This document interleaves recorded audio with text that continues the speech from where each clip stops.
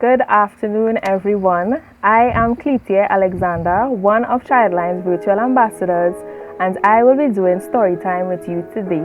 And the title of my story is Cindy the Caterpillar's Journey. Let's begin. One afternoon, the weather was cool, creating a relaxing atmosphere.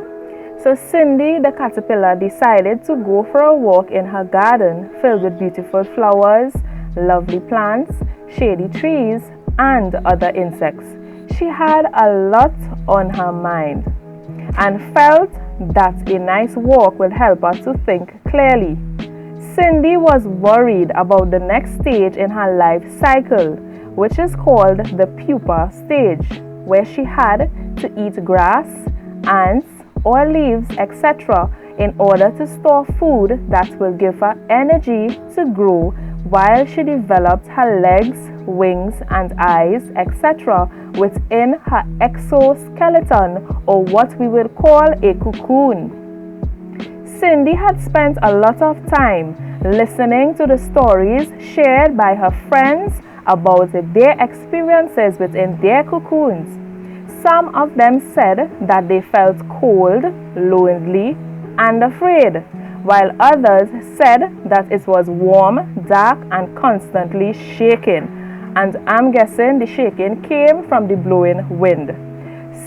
When Cindy heard about the darkness, her fears grew worse because she was afraid of the dark, and she was expected to spend a few weeks or even months in her cocoon.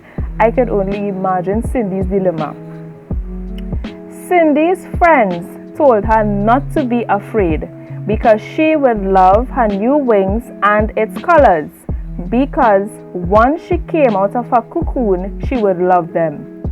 But Cindy was scared of losing her current legs and long body that helped her crawl into tiny spaces while they played hide and seek together.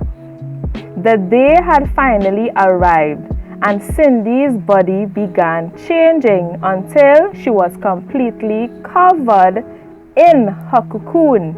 At first, she was still afraid, but after the first week, she felt a little more relieved because she realized that being in the dark wasn't so bad after all. Good job, Cindy. On the 21st day, she began to emerge from her cocoon, and some of her friends were gathered to see her new wings. Cindy forced her way out and was greeted with warm smiles, compliments, and praises from those present. "Your wings are so beautiful," said Billy the butterfly, "and your colors are so vibrant," said Lily the ladybug. After trying to fly a few times, Cindy finally made her way to a puddle of water in the garden where she saw her reflection for the first time. Cindy was amazed and excited to see how beautiful she was. The end.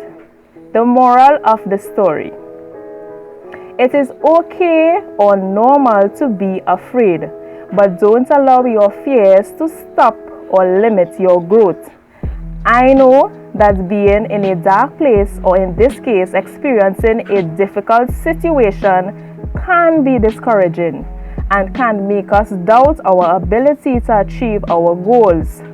But I would like to remind you that there is always light after the darkness, but we must first endure one stage to experience the other. A few examples of life's challenges are a child learning to ride a bicycle, a teenager preparing for an exam, or an adult balancing their life's responsibilities. Just like Cindy, once we achieve our goals, we often feel a sense of accomplishment and happiness. In other words, in order to pass a test, we must prepare for it. And according to a quote by Mandy Hale and author, change can be scary, but you know what's scarier? Or allowing fear to stop you from growing, evolving, and progressing. Thank you for giving me your undivided attention. Do enjoy the rest of your day. Bye.